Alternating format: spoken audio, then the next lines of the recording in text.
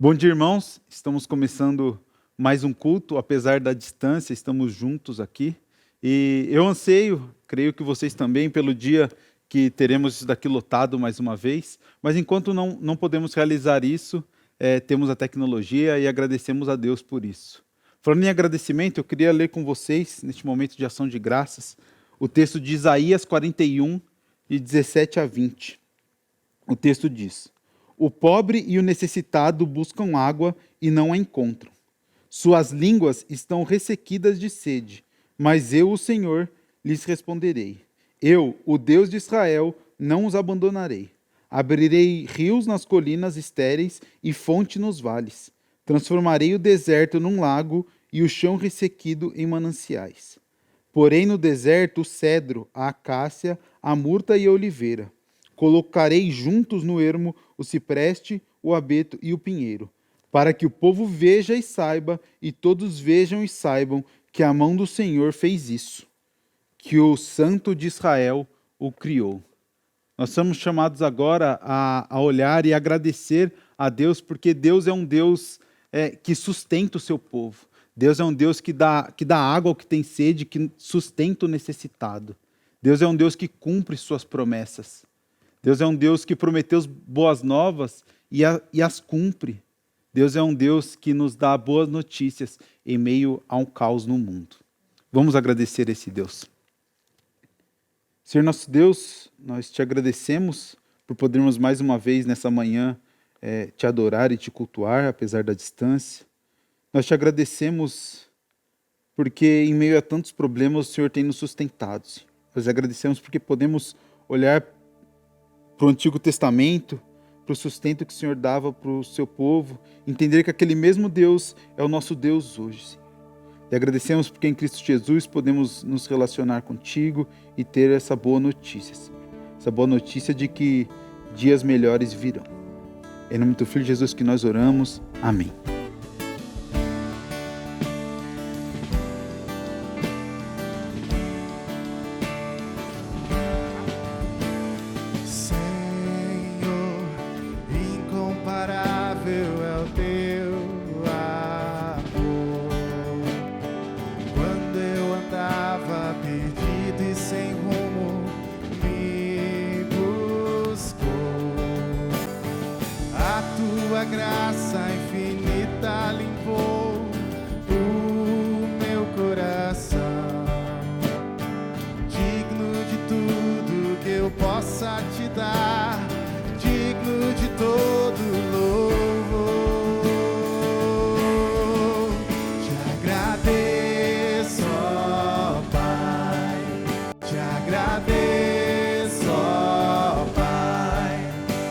Teu grande amor que me alcançou.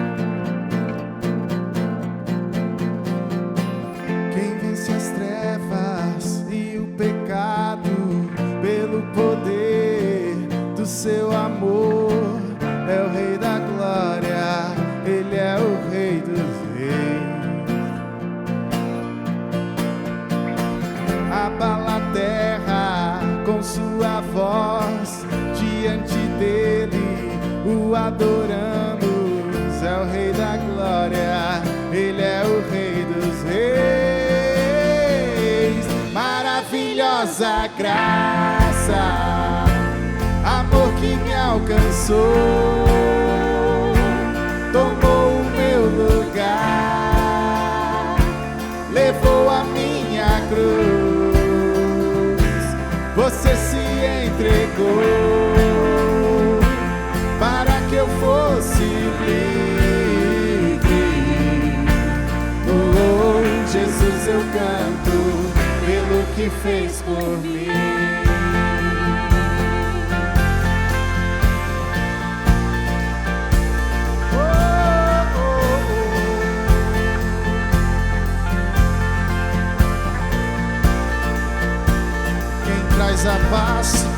Quem traz a paz em meio à guerra e faz do órfão um filho amado, é o Rei da Glória, Ele é o Rei dos Reis.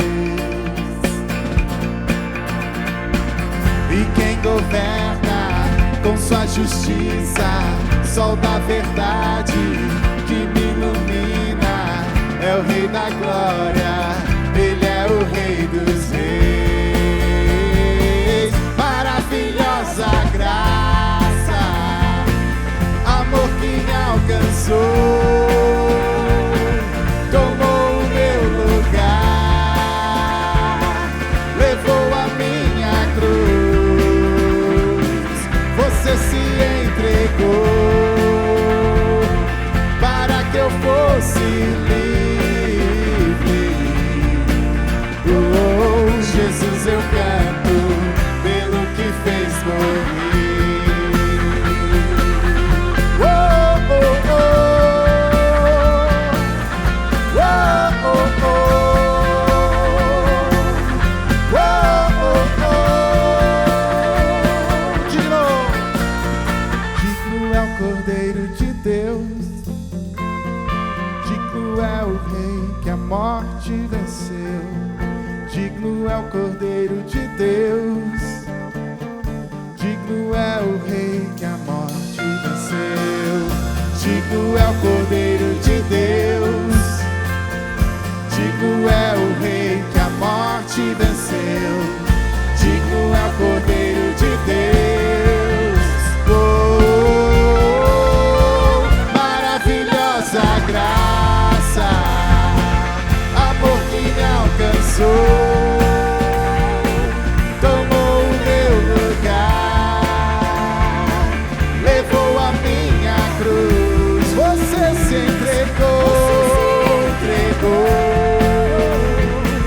para que eu fosse livre. Oh, Jesus, eu canto pelo que fez por maravilhosa graça, maravilhosa graça, amor que me alcançou, tomou o meu lugar, levou a minha cruz. Você se entregou para que eu fosse livre. Oh, Jesus, eu canto pelo que fez por mim.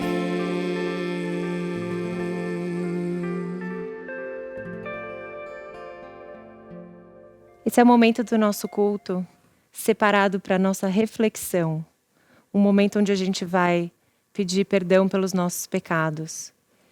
Eu vou ler um trecho da palavra de Deus que diz assim: Deus não é homem para que minta, nem filho de homem para que se arrependa. Acaso ele fala e deixa de agir? Acaso promete e deixa de cumprir? Eu queria dizer para vocês que, apesar da gente estar vivendo um tempo turbulento, da gente muitas vezes pensar que a gente está sozinho, a gente não está. Deus está conosco. A sua palavra é infalível, é inerrante. As promessas de Deus, elas não falham. Nosso Deus não falha. Quem se esquece muitas vezes, quem vacila outras tantas, somos nós. Nesse momento eu queria orar para pedir perdão pelas vezes em que a gente desconfia do poder grandioso do nosso Deus. Vamos orar. Pai bendito, muito obrigada porque o seu amor, ó Deus, é tão grande que o Senhor mandou o seu Filho para nos salvar, ó Deus. Muito obrigada porque temos a Bíblia. Muito obrigada porque podemos acessá-la e buscá-la e encontrar conforto, consolo para os nossos corações, ó Deus. Perdoa-nos, ó Pai. Perdoa-nos pela nossa pressa, pela nossa falta de fé. Senhor, pela maneira que nos comportamos muitas vezes em desacordo com aquilo que Tu esperas de nós. Nós Te amamos, ó Deus. Nós queremos passar por tudo isso, Senhor, aprovados em Ti, ó Pai. Cuida de nós, ó Deus. Nós sabemos que apesar da tempestade, Jesus está no barco conosco, ó Deus. O Teu controle é soberano. Cuida de nós, cuida do Teu povo, da Tua igreja, em os 4 cantos desse mundo, Senhor. Que possamos ser lembrados, ó Deus, que as Tuas promessas não falham. Tu és um Deus poderoso, maravilhoso e que cuida de nós, ó Deus. Recebe a nossa oração, perdoa os nossos pecados. No nome santo de Jesus oramos. Amém.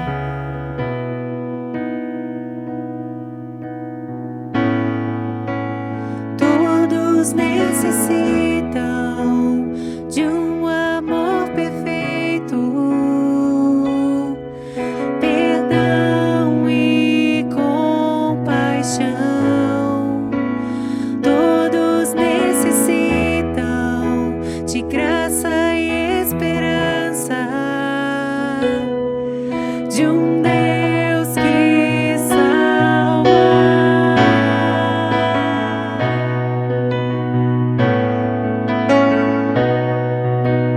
Cristo move as montanhas e tem poder para salvar, tem poder para salvar, para sempre, autor da salvação. Jesus a morte venceu, sobre a morte venceu.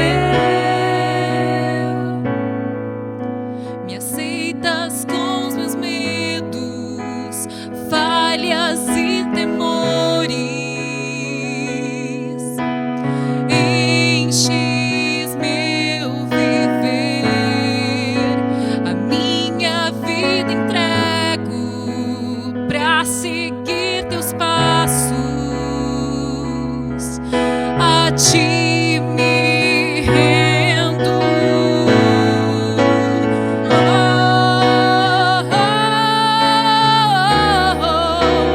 Cristo move as montanhas e tem poder para salvar, tem poder para salvar, para sempre, autor da salvação. Jesus a morte venceu, sobre a morte venceu.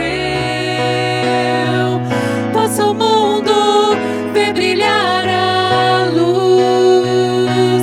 Cantamos para a glória do Senhor Jesus. Possa o mundo ver brilhar a luz. Cantamos para a glória do Senhor Jesus.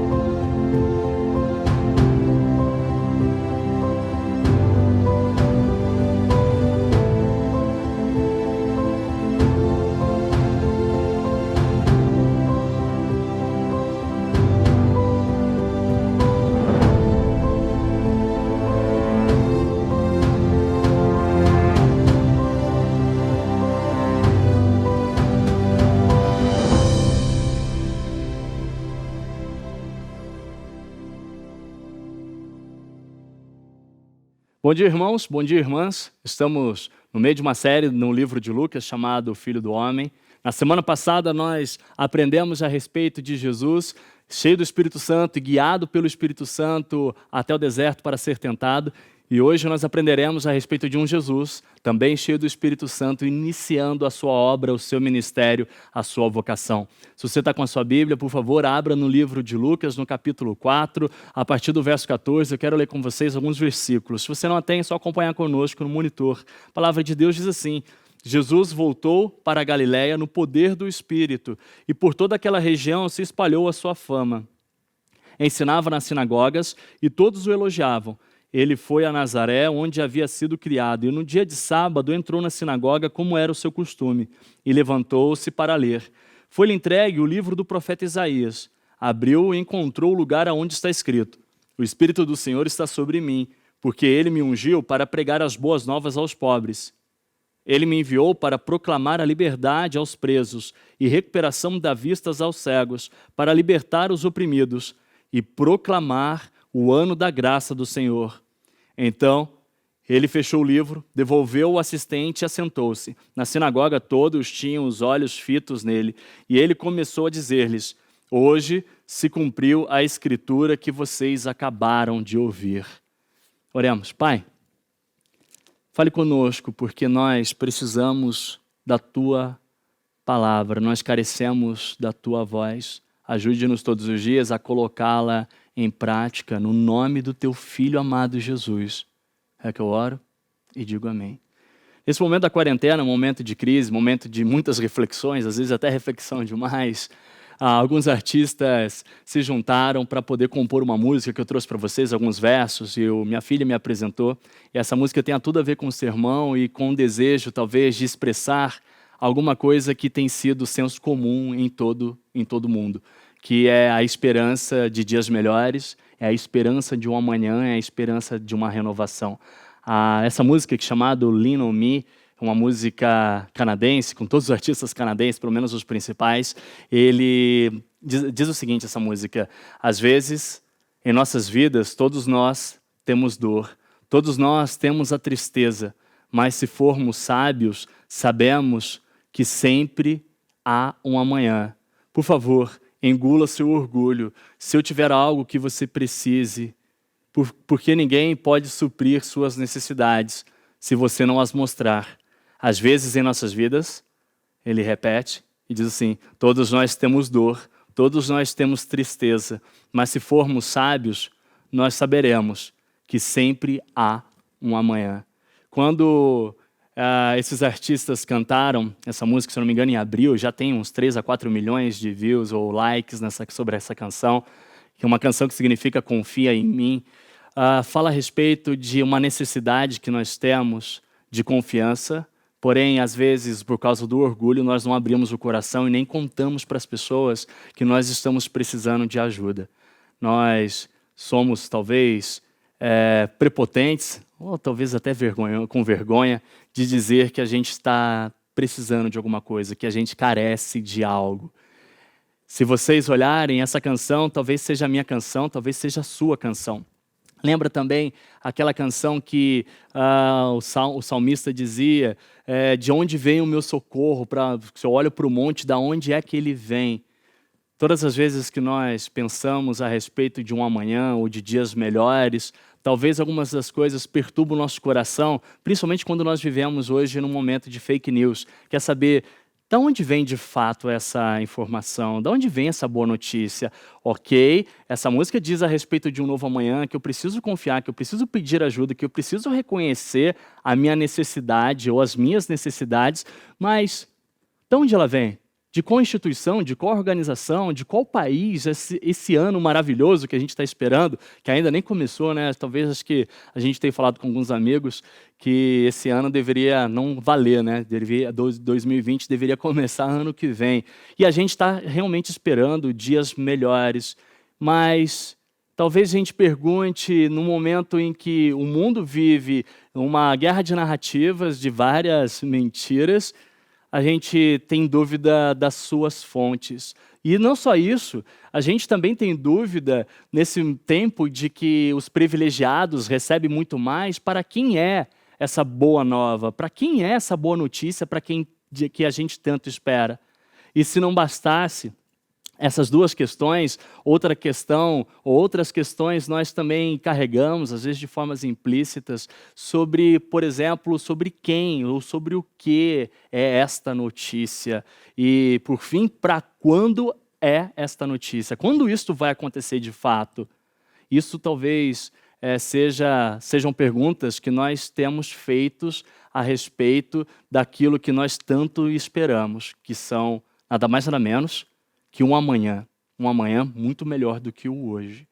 Essas 4 questões eu trouxe para vocês para que a gente pudesse refletir à luz da palavra de Deus.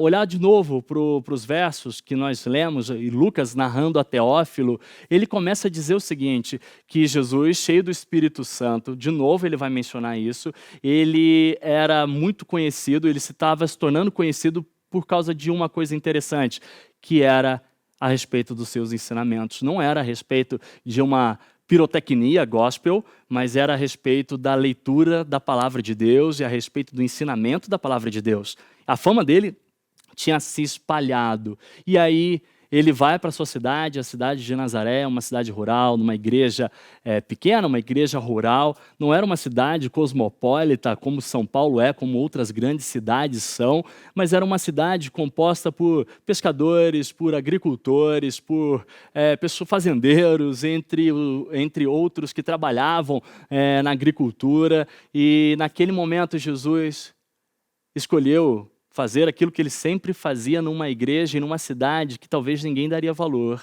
Uma igreja que não era a melhor igreja, não era a igreja mais cheia de tecnologia, mas era uma igreja na sua cidadezinha, na cidade onde ele foi criado. E lá ele simplesmente pega o rolo, o livro de Isaías, e ele vai explicar o que estava acontecendo. Olha que interessante, Lucas menciona isso 2 vezes. No primeiro verso, no 14, no primeiro ponto, ele fala que Jesus sua popularidade tinha corrido por todas as cidades por causa de seus ensinamentos. Ele vai para a igreja, como era o costume dele, e ele vai fazer o quê? Ele vai ensinar. Ele não vai fazer absolutamente mais nada. Ele vai ensinar a respeito da boa nova que tanto a gente espera. Ele vai ensinar a respeito desse amanhã, como diz a canção, que tanto a gente deseja. Ele vai dizer a respeito de um ano aceitável, um ano de graça, um ano do jubileu que Deus deveria trazer ao seu povo e estava trazendo nele. Jesus, ele simplesmente, ele vai ler a Bíblia, ou ele vai ler, não existia a Bíblia na época, mas ele vai ler o livro de Isaías e simplesmente vai explicar a respeito de Deus. Absolutamente mais nada. Da onde vem essa boa nova que tanta gente espera? Essa é a nossa primeira questão. Vem da Bíblia. Vem da Bíblia e de mais nenhum outro lugar. Não vem de experiências nossas, não vem de livros que falam que a gente tem 10 passos para fazer isso ou fazer aquilo, não vem de manuais que pessoas deixaram, não vem de nenhum outro lugar. Essas boas novas que a gente espera, essas boas novas que a gente deseja para o amanhã, para hoje, vem da palavra de Deus. Jesus estava lendo a palavra de Deus. Jesus, naquele momento, Lucas não vai relatar que ele começa o seu ministério fazendo algum tipo de milagre. O milagre que Jesus vai fazer, talvez, seja um milagre que hoje tenha de ser necessário se fazer, que é, na verdade, voltar à prática das Escrituras. Muitas igrejas pessoas têm buscado essas boas novas em fontes erradas, em lugares errados, de formas erradas. Outras pessoas têm negligenciado aquilo que a palavra tem oferecido. Outras pessoas, já cansadas às vezes de ouvir a palavra de Deus, já acham que ela não serve mais para nada e tentam adicionar certas coisas.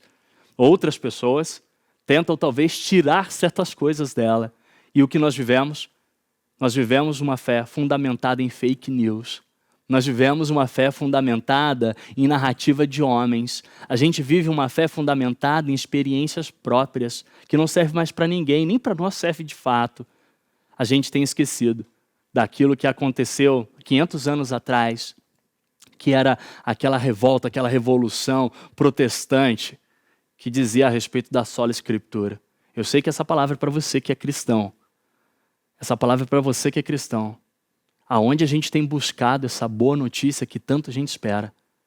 Se você tem buscado em outro lugar, lamento te dizer, mas você só experimentará de frustração.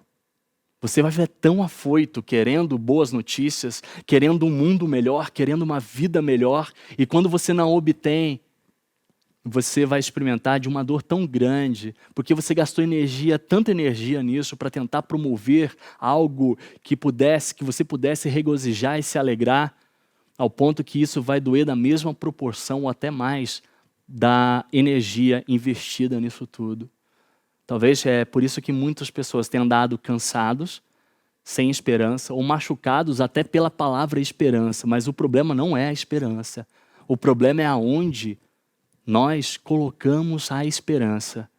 Nós colocamos em lugares que são construídos por falácias, que são construídos por homens, que não é, de fato, a palavra de Deus. E existe um retorno que nós precisamos fazer e é urgente. É o retorno às Sagradas Escrituras. Nós precisamos fazer essa prática da leitura devocional e viver uma vida devocional. A forma como Lucas junta tudo isso, e falando para Teófilo, que era uma pessoa recém-chegada ao cristianismo, ele vai dizer que Jesus ele tinha um costume de ir à igreja.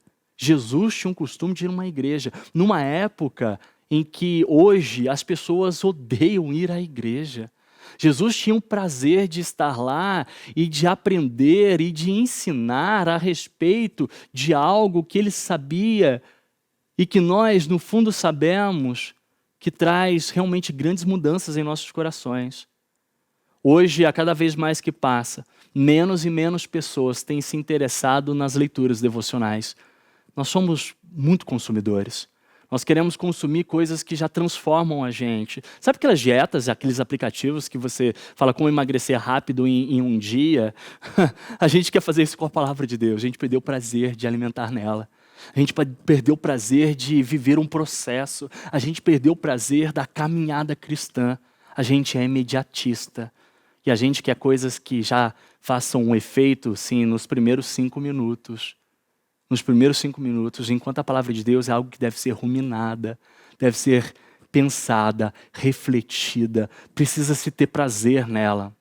Precisamos ter prazer em frequentar ambientes que talvez a gente não tenha tido mais prazer. E Jesus agora é mostrado como alguém que não só ensinava, mas tinha prazer de estar aonde o ensino era dado, e agora ele estava lá, fazendo algo que nós precisamos entender, que é o entendimento da palavra de Deus, que é procurar entender como isso se aplica em nós mediante a revelação do próprio Cristo nas Sagradas Escrituras. Um homem simples, numa cidade simples, numa igreja simples.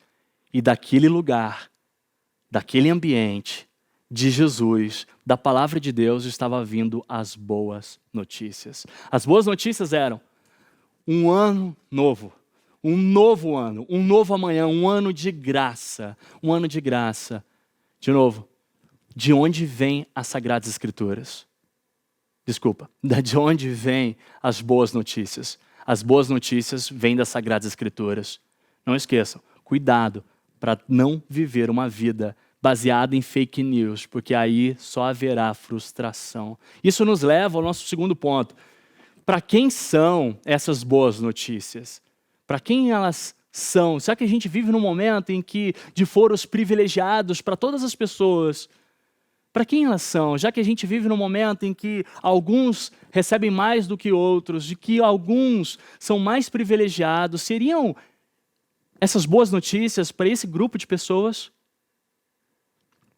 Para quem são essas boas notícias? Essas boas notícias a respeito de um ano melhor, a respeito de um ano de graça, do ano aceitável do Senhor, do jubileu, eram para quem? Jesus estava dizendo lá, para os pobres, para os cativos, para os cegos e para os oprimidos. Martinho Lutero vai dizer o seguinte, e essa é a frase que trouxe a maior revolução, não foram as 95 teses, foi essa frase quando ele diz o seguinte: somos todos mendigos. Somos todos mendigos. Quando ele está dizendo isso, Martinho Lutero estava se referindo que todos nós somos necessitados da graça. Nós precisamos todos os dias, mas nós precisamos de uma coisa: reconhecer que somos mendigos. Reconhecer que somos necessitados. Para quem são essas boas notícias? Para todos os necessitados. Para o pobre, para o cativo, para o cego e para o oprimido. Se a gente acha que a gente tem condição, a gente acha que a gente é rico. E a gente acha que as nossas próprias riquezas, riquezas construídas por nossa sabedoria, riquezas construídas por nossas forças, riquezas construídas por causa de nosso nome, por causa das heranças que a gente recebeu, e riquezas estas, eu não estou dizendo a respeito apenas de valores monetários, eu estou dizendo de todas as atribuições de valores que faz com que a gente se sinta muito mais rico do que outro, muito mais abençoado do que outro, muito mais privilegiado do que outro. É sobre isso que eu estou dizendo. E aí a boa notícia não é para esse tipo de pessoa. Porque essa pessoa não precisa de uma boa notícia. Você concorda comigo, não? Essa pessoa não precisa de uma boa notícia. Já que ela é tão rica, tão cheia de si, se sente tanto privilegiada, por que ela precisaria de uma boa notícia? Lembre-se que toda boa notícia deve preceder uma má notícia. Toda boa notícia deve preceder... Aliás, acho que eu inverti aqui. A má notícia precede a boa notícia, é isso. A má notícia precede a boa notícia. Se então nós recebemos uma boa notícia, quer dizer que nós estávamos vivendo num momento de más notícias. Se nós precisamos de um novo amanhã, é porque o nosso hoje, o nosso ontem, não tem sido tão bom assim. Se a gente deseja um ano melhor, um ano aceitável, um ano de graça, significa que o nosso olhar para esse ano tem sido um olhar de um ano não tão bom assim. E se não é tão bom assim, a gente começa a perceber que nós somos necessitados. A boa notícia é para você que se sente menos privilegiado. A boa notícia é para você que se sente pobre. A boa notícia é para você que não tem lastro para poder fazer aquilo que você acha que poderia fazer. A boa notícia é para você pobre, que entende a necessidade de um Deus que apresenta a sua riqueza em Cristo Jesus. A boa notícia do ano incrível, e esse ano nós vamos entender mais adiante sobre quem é este ano, de um ano incrível, é para você que sabe que você, como Martinho Lutero disse, é um mendigo. Depois Lucas vai dizer o seguinte, que Jesus vai mencionar, e ele está lendo Isaías 58, verso 6, e Isaías 61, verso 1, que essas boas notícias, as boas notícias de um ano aceitável, elas são para aqueles que são cativos. E os cativos, aqui no original, diz o seguinte, que são prisioneiros de guerra. Prisioneiros de guerra. E sobre prisioneiros de guerra, a gente pode contextualizar para aquelas pessoas que lutam todos os dias para ficar longe dos seus próprios vícios. A mensagem, as boas novas, é para você que se sente cativo, preso a algum tipo de vício. É isso que Jesus estava dizendo. Jesus estava dizendo que aquele que é adicto, aquele que é viciado, seja em pornografia, seja em drogas, álcool, prostituição, qualquer outro tipo de coisa, qualquer outro tipo de relação que haja dependência, isso é um vício, ok? Toda relação que gere dependência, isso é um vício para vocês, para todos vocês. Para todos aqueles que vivem lutando, sentem-se um prisioneiro de guerra, há uma boa notícia. Mas você precisa entender que você está preso a alguma coisa. Você precisa entender que você está cativo e precisa urgentemente de liberdade, de libertação. Você não precisa de uma mudança apenas comportamental para que você evite determinadas coisas. O que você precisa é de salvação. É uma mudança aqui dentro que gere mudanças comportamentais. Há uma boa notícia. Veja que Jesus não está menosprezando essas pessoas. Veja que Jesus não está dizendo que essas pessoas são pessoas que são horríveis, que são assim. Não, Jesus está dizendo o seguinte, a esperança de um novo amanhã para vocês. Aí ele migra para o seguinte, ele diz que ele veio para ser luz para os cegos. Ele diz que ele viria para ser um tipo de sinal para os cegos, que recuperaria a vista dos cegos. E nesse momento a gente não pode deixar de pensar não só nas recuperações emocionais, espirituais, mas também físicas. Nós entendemos que a gente tem um Deus que é um Deus curador. Nós não somos curadores, nós apenas oramos para que Deus cure. E Deus pode exercer e ministrar a sua cura, não só por meio de algum milagre, mas também, principalmente, Ele pode usar recursos que Ele tem distribuído aos homens por meio de sua sabedoria, para que a gente possa, então, por exemplo, experimentar de uma cura para o Covid. Pode ser que Deus cure você de uma forma misteriosa, mística, mas Deus também pode e tem curado por meio da medicina. E graças a Deus, pelos médicos que têm sido mãos de Deus nessa terra. Graças a Deus por isso. Aqui está dizendo que esse ano aceitável é para aquelas pessoas que estão doentes, para aqueles que não enxergam, que haveria cura para elas. E se a gente entender isso numa dinâmica ainda mais comportamental e espiritual, nós entendemos que muitas das vezes nós nos sentimos perdidos, como se a gente não pudesse achar nenhum tipo de caminho, nenhum tipo de luz a gente consegue acender. E de fato, a gente não consegue mesmo acender. As boas notícias é para você que se sente cego, que não tem encontrado o interruptor da vida, porque Jesus é aquele que acende a luz sobre a sua vida, por meio da palavra de Deus, por meio do Espírito Santo lá no seu coração. A boa notícia é para você que se sente necessitado de ajuda para poder caminhar esse caminho tão duro chamado vida, que não sabe qual é o passo que tem que dar, para onde tem que virar, se é para a direita ou se é para a esquerda. Desculpa, é direita ou esquerda. Que não sabe para onde tem de ir, que não sabe o que tem de fazer, que não tem mais planejamento e já perdeu toda a esperança, que não enxerga mais as belezas de Deus na terra.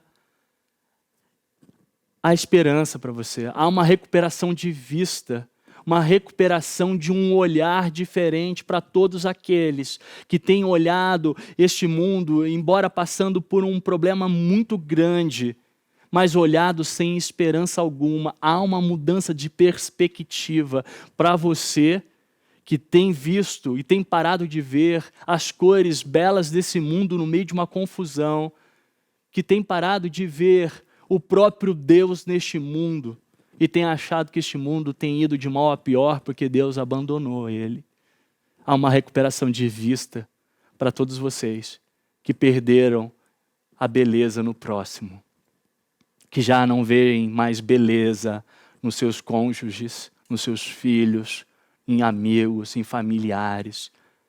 Há uma esperança. Veja que Jesus não está condenando essas pessoas. Jesus está dizendo, há esperança, há um ano melhor, há um dia melhor para vocês. Mas aí nós precisamos entender que o pior cego é aquele que diz que não está cego, aquele que não quer enxergar.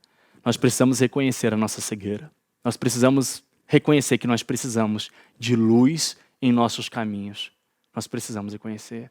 E por fim, ele continua lendo Isaías e vai dizer o seguinte, que ele veio, que esse ano era para que os oprimidos pudessem experimentar de libertação, que os oprimidos pudessem experimentar de um momento de liberdade, um momento que talvez eles nunca experimentaram. E sobre os oprimidos, nós precisamos entender sobre os abusados, pessoas que sofreram abusos, pessoas que sofreram todos os tipos de opressões, pessoas que carregam traumas, pessoas que foram machucadas, pessoas que foram violentadas fisicamente, moralmente, emocionalmente, espiritualmente e sexualmente. Nós precisamos entender que essas pessoas abusadas, elas precisam experimentar de liberdade, de libertação. E as boas novas é a respeito disso, de um ano muito melhor, experimentando não só apenas de uma riqueza, não só experimentando apenas de uma liberdade, não só experimentando de uma liberdade dos vícios, não só experimentando de uma nova perspectiva, mas também experimentando de uma liberdade de todos os traumas, de todas as dores que aqueles opressores, que aqueles abusadores cometeram ao longo da vida. Há esperança para você, todo que carrega uma dor, que se sente machucado, que se sente desgastado de tanto olhar para si mesmo e achando que já não tem mais uma forma de viver livre disso. Um ano aceitável do Senhor, esse ano de graça, esse dia melhor é um dia para que nós, todos vocês, todos aqueles que experimentaram de todas as dores do mundo, pudessem viver de uma forma diferente, de uma forma em que essa dor já não é mais a dominante ou exerce um domínio sobre nossas vidas. Talvez fique uma memória, a memória do sofrimento, que faz a gente buscar um médico todos os dias, mas aquela memória já não sangra mais, aquela memória já não domina mais, aquela memória já não dirige mais os passos, aquela memória já não faz a gente sangrar como a gente antes sangrava. Se nós olharmos para isso, nós entenderemos que este ano é o ano que mais a gente espera. No entanto, para quem são estas boas notícias? Para todos aqueles que reconhecem que são pobres, que são cativos, para aqueles que estão cativos, para aqueles que estão cegos e para aqueles que se sentem oprimidos. Não esqueçam, primeiro ponto, de onde vêm as boas novas? Vem da Bíblia. Para quem são essas boas novas? Para todos aqueles que reconhecem, como Martinho Lutero disse, que são mendigos. E o terceiro ponto nosso, sobre o que é essas boas novas. Veja que o que mais aconteceu naquele momento era que quando Jesus estava explicando a respeito desse ano aceitável, as pessoas estavam olhando para ele fixamente. Fixamente estavam felizes. Eles estavam cheios de alegria, porque eles estavam entendendo a respeito de alguém que agora estava como um rabi mesmo, que veio lá de Nazaré, e filho de José, um carpinteiro, estava explicando com uma exímia habilidade Isaías. Veja que havia um tempo em que Deus estava falando pelo silêncio, 400 anos, entre Malaquias, entre o último livro do Velho Testamento e o livro do Novo Testamento, havia um período de silêncio. Deus estava falando com o povo por meio do silêncio. E agora, no início da vocação de Jesus, o Filho de Deus, ele vai lá e vai abrir a Bíblia e vai ser a própria boca de Deus, ele é o próprio Verbo encarnado.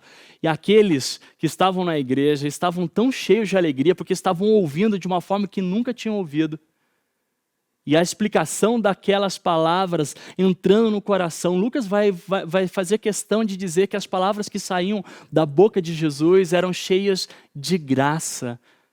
Eles estavam ouvindo aquilo lá como nunca tinham ouvido antes. Eles estavam todos alegres, todos alegres. Lucas vai mencionar isso 2 vezes, vai mencionar isso lá no verso 14, onde todos estavam lá alegres, contentes com a popularidade de Jesus, todos estavam maravilhados com aquilo lá. Agora eles estavam maravilhados de novo, mas Jesus, alguém vai fazer uma pergunta, não é ele o filho de José? Jesus vai dizer o seguinte, olha só, eu sei que vocês vão me pedir sinal, eu sei que vocês vão olhar para mim e falar para eu me curar, para eu fazer isso, para eu fazer aquilo, para eu fazer isso, para eu fazer aquilo.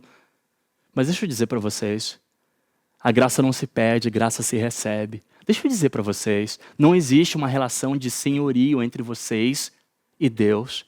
Não existe uma relação de senhorio, de dominância entre vocês e eu. Essas boas notícias não é sobre os desejos de vocês, não é sobre aquilo que vocês tanto querem, não é sobre vocês, embora seja para vocês, é sobre mim. Jesus estava dizendo, hoje se cumpriu as Escrituras em mim. Eu sou o ano aceitável que tanto vocês estão esperando.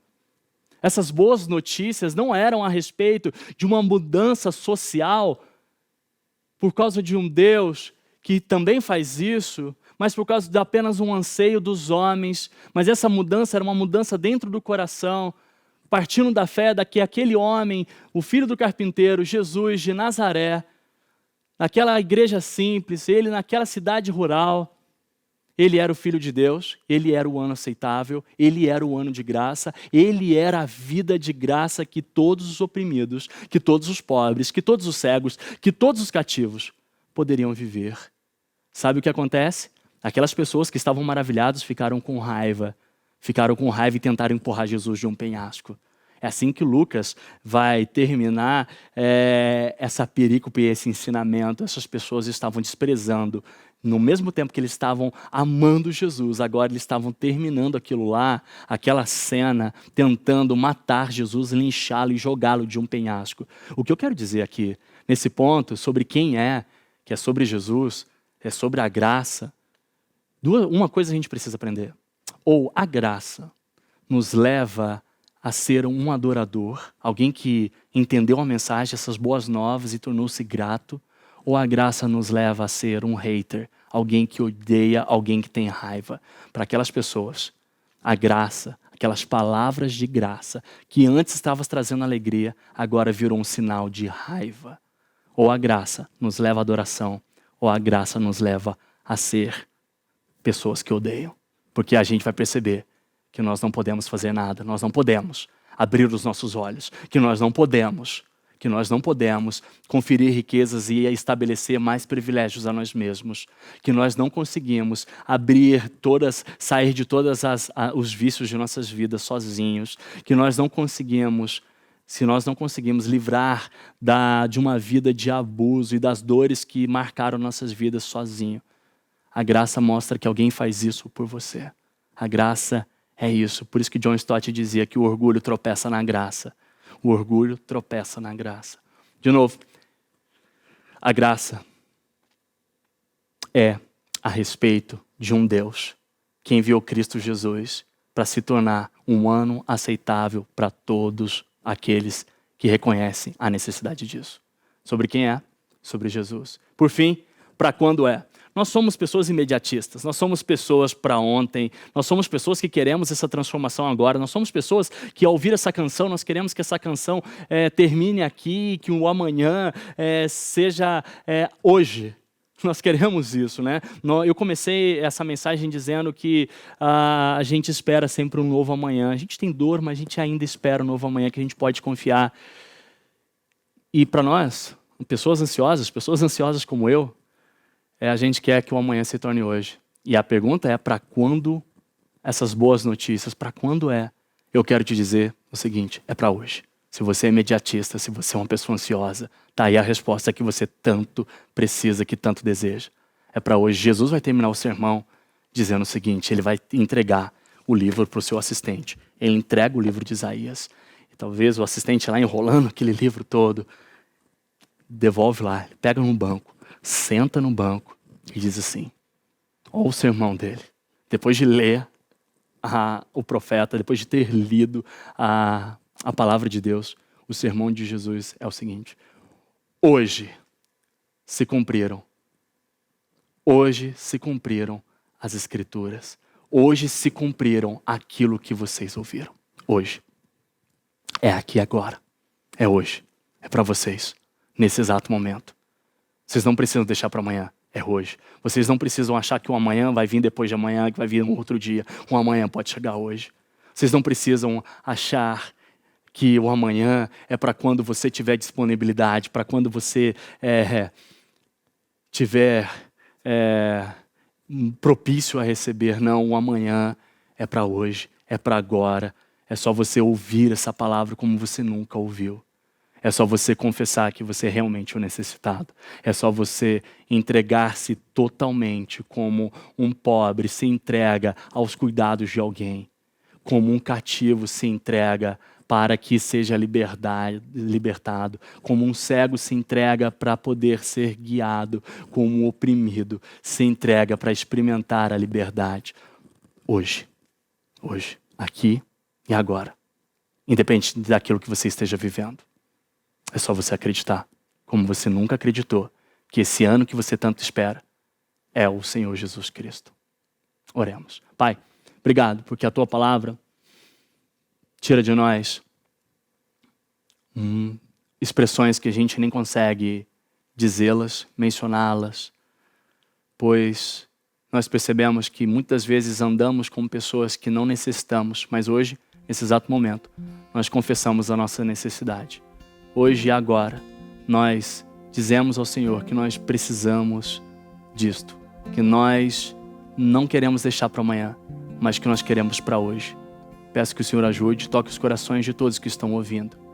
Leve-os o reconhecimento das necessidades e leve-os o reconhecimento de que o Senhor é o ano aceitável. No nome de Jesus, o teu Filho amado. Nós oramos e dizemos amém. Não deixem de ler as Sagradas Escrituras, não deixe de saturar-se com a palavra de Deus, pois é só assim que a gente consegue compreender o efeito da Boa Nova em nossas vidas. Que a graça do nosso Senhor Jesus Cristo, que o amor do Pai, que a presença poderosa do Santo Espírito esteja com todos vocês, no nome de Jesus. Amém.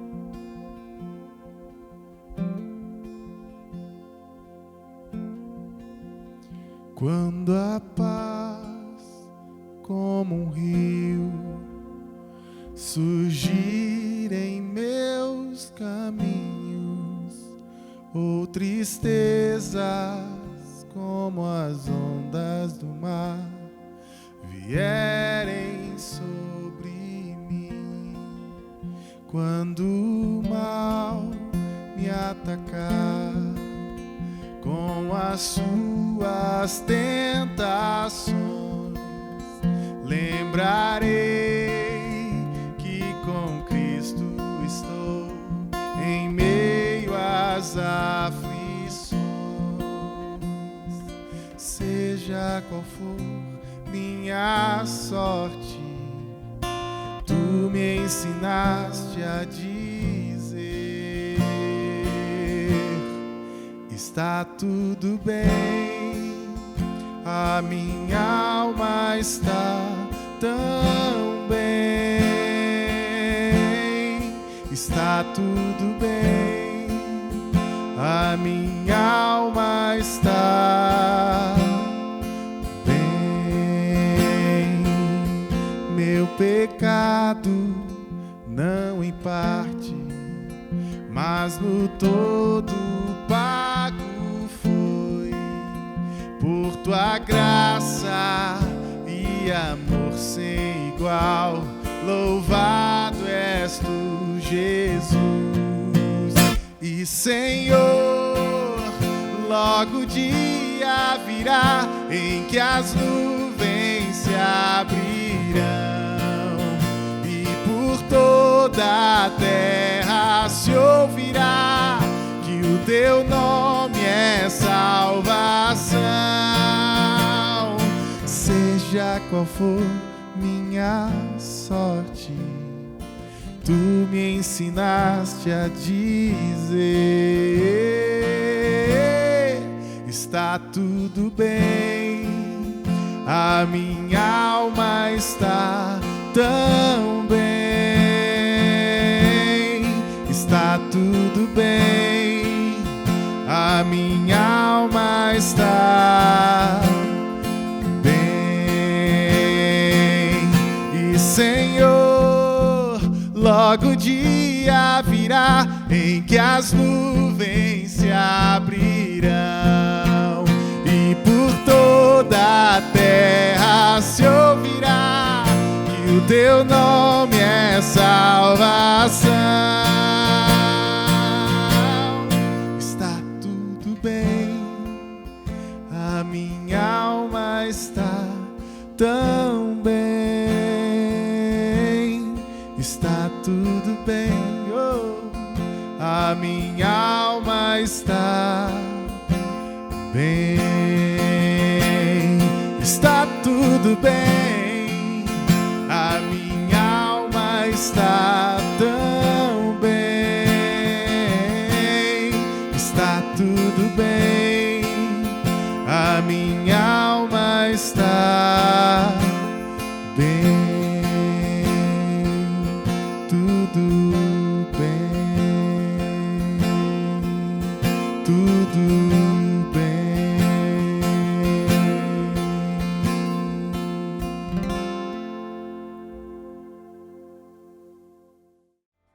Nós somos a Igreja Presbiteriana de Perdizes. E se você tem nos acompanhado e deseja colaborar conosco, aqui tem algumas informações de como você pode fazer isso. Nós queremos levar o Evangelho um pouco mais adiante e nós desejamos que você se torne um coparticipante do avanço do reino. Que Deus abençoe vocês. Muito obrigado.